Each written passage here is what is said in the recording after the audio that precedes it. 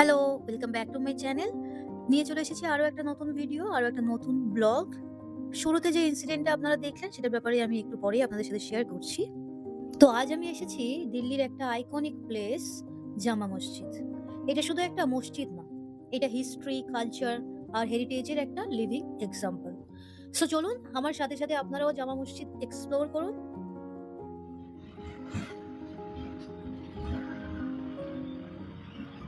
History পার্টটা যদি আমরা বলি, জামা মসজিদ তৈরি হয়েছিল 1656 এ ১৬৫৬ সালে মুঘল এম্পারার শাহজাহান তৈরি করেছিলেন। হ্যাঁ, যিনি কিনা তাজমহল বানিয়েছিলেন তিনি কিন্তু জামা মসজিদ বানিয়েছিলেন। অলমোস্ট 5000 ওয়ার্কার্স লাগিয়ে ৬ বছর ধরে এই মসজিদটা তৈরি করা হয়েছিল। আর্কিটেকচারের পার্টটা যদি বলি, জামা মসজিদের আর্কিটেকচারটা সিম্পলি ওয়াও। রেড স্যান্ডস্টোন আর হোয়াইট মার্বেল দিয়ে বানানো। ৩টে এখানে হিউজ ডোম আছে আর দুটো কিন্তু টল মিনার আছে, যেটা থেকে পুরো কিন্তু ওল্ড দিল্লির যে ভিউটা সেটা দেখা যায়।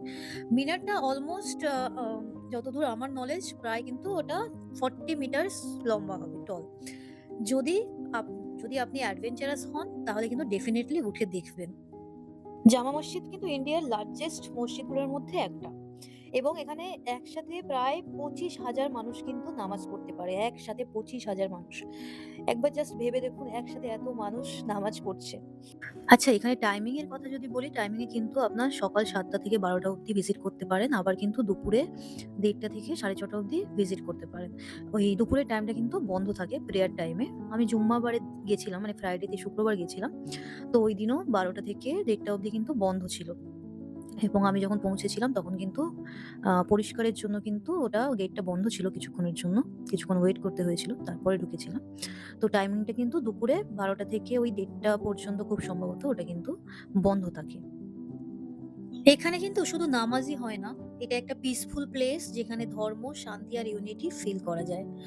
রমজান আর ঈদের টাইমে জামা মসজিদের অ্যাটমসফিয়ার কমপ্লিটলি আলাদা লেভেলের হয়। লাইটস, প্রেয়ার্স, ক্রাউড, মানে এভরিথিং ফিলস সো স্পিরিচুয়াল। একটা ছোট্ট রিকোয়েস্ট, জামা মসজিদ ভিজিট করার সময় একটু মডেস্ট জামাকাপড় পরবেন। আর যদি ফটোগ্রাফি করেন তাহলে কিন্তু রুলস ফলো করে করবেন। রেসপেক্টটা কিন্তু সবচেয়ে ইম্পর্টেন্ট। যে ধর্মই হোক না কেন, রেসপেক্টটা কিন্তু, আপনি যদি ধর্ম মানেন, আপনি যদি রিলিজিয়াস হন, তাহলে কিন্তু রেসপেক্টটা সবচেয়ে বেশি ইম্পর্টেন্ট হয়ে যায়। ভেতরটা ঢুকে কিন্তু আমার খুব শান্তি লাগছিল। খুব সুন্দর পিসফুল একটা জায়গা।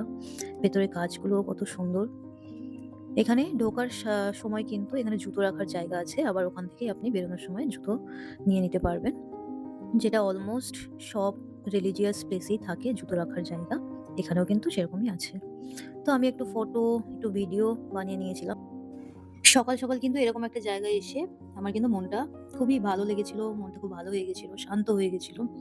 এটা কিন্তু খুবই সত্যি কথা যে আপনি আপনার যদি মন শান্ত করতে চান, রাগ কমাতে চান, কিন্তু রিলিজিয়াস প্লেস কিন্তু ভিজিট করলে অনেকখানি কিন্তু হেল্প পাওয়া যায়। তো আপনারাও যদি দিল্লি আসেন, এটা কিন্তু একটা মাস্ট ভিজিট প্লেস হচ্ছে জামা মসজিদ। তো আমার জামা মসজিদ ঘোরা হয়ে গেছিল। আমি ধীরে, ধীরে বাইরের দিকে আসছিলাম। তো মেইনলি যে ইনসিডেন্টটা আমি ১ম এই দেখালাম। তো আমি বাইরে আসার সাথে, সাথে ভয়ই পেয়ে গেছিলাম। হঠাৎ করে দেখছি যে এরকম একটা আগুন জ্বলে গেছে। যেদিন আমি রেড ফোর্ট গেছিলাম ঘুরতে, তার পরদিন ওখানে ব্লাস্ট হয়েছিল। আর আমি এইদিন এখানে ঘুরতে গেছিলাম। তো এদিন বেরিয়েই দেখছি কি যে হঠাৎ করে দেখছি আমারই চোখের সামনে হঠাৎ করে টোটোতে আগুন লেগে গেছিল। আমি একটু ভয়ই পেয়ে গেছিলাম, কারণ অচেনা যেকোনো জায়গায় গিয়ে যদি এরকম কোনো, তাও আবার দিল্লিতে এরকম কোনো ঘটনা ঘটলে খুব স্বাভাবিক ভয় পেয়ে যাওয়াটা। তো ১ম এ বুঝে উঠতে পারিনি ব্যাপারটা কি হয়েছে। তারপরে দেখলাম, দূর থেকে দেখলাম যে টোটোতে আগুন লেগেছে। তো কোনো কারণে হবে হয়তো ওটা। তো সেইজন্য আমি ওটা একটু জাস্ট ভিডিও বানিয়ে নিলাম। জাস্ট আমি বেরিয়েছি তখনই দেখলাম কি যে ওরকম একটা আগুন লেগেছে টোটোতে। সাথে, সাথেই কিন্তু ফায়ার ব্রিগেড থেকে লোকজন এসেছিল আগুন নেভানোর জন্য। যাই হোক, আমি একটু ভয় পেয়ে গেছিলাম। তারপরে আমার খুব খিদে পেয়ে গেছিল। আমি একটু খাবার উদ্দেশ্যে আশেপাশে খুঁজছিলাম যে কি খাওয়া যায়। আর জামা মসজিদ মানে ওল্ড দিল্লি, আর ওল্ড দিল্লি মানে কিন্তু ফুড আর ফুড। ফুড কিন্তু মিস করা যাবে না এখানে এলে। এখানে নিয়ার বাই আপনি পেয়ে যাবেন কাবাব, বিরিয়ানি, নিহারি, অনেক বিভিন্ন ধরনের সুইট ডিশেস। এখানে অনেক কিছু খাবারের জাস্ট অনেক ভালো, ভালো এখানে খাবার পাওয়া যায় ওল্ড দিল্লিতে। ওল্ড দিল্লি খাবারের জন্য ফেমাস, এটা আমরা প্রায় সবাই জানি হয়তো। এটা কিন্তু পুরো একটা ফুড হেভেন। তো এই ছিল আমার দিল্লি জামা মসজিদ ব্লগ, সোলো ব্লগ। আশা করছি ভিডিওটা আপনাদের সবার খুব ভালো লেগেছে, ভালোভাবে আমি দেখাতে পেরেছি। ভিডিওটা দেখার জন্য সবাইকে অনেক, অনেক ধন্যবাদ। Thank you so much. দেখা হবে পরের ভিডিওতে, পরের ব্লগে। সবাই খুব, খুব ভালো থাকুন আর অনেক, অনেক ঘুরে বেড়ান। আজ তাহলে আসি। টাটা।